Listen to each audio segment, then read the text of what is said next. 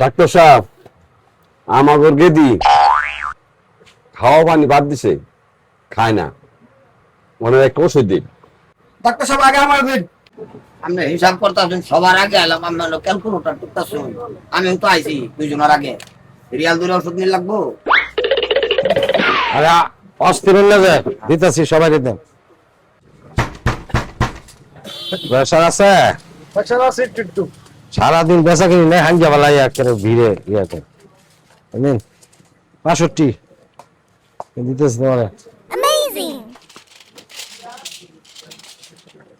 তোমার 70। খাওয়া পানি সারি দিছে না? খাওয়া পানি ছেড়ে দিছে। আচ্ছা এটা এই যে 6 সার্ভিস করে খাওয়াইবেন বুঝছো? এই যে লই যান তাড়াতাড়ি ভিড়ের মধ্যে। ডাক্তার সাহেব এটা যে গরুর ছবি লাগালে এটার মধ্যে।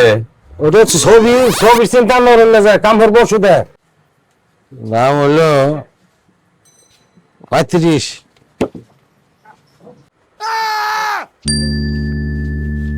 ডাক্তার সাহেব এটা কি দিছুন? গরু ওষুধ দিছুন? দামে গাভীর ওষুধ না। আরে গাভীর না তো, আমার গেদি। গেদি কি? গেদি আমার আমার মেয়া। এটা কি দোয়ানে তো ভিড় হলো লাগে না। আমরা এখন গাভীর ওষুধ, আমি তো গাভীর ওষুধ দিয়ে দিছি। আরে আমি কিছু আমার গেদি। গেদি গেছেন আপনি কথা পরিষ্কার কইতারুন না আপনি পড়াইতে পারছে ফেলাই দিসলাই অন্ত জরিমানা হয়ে যেত আমার।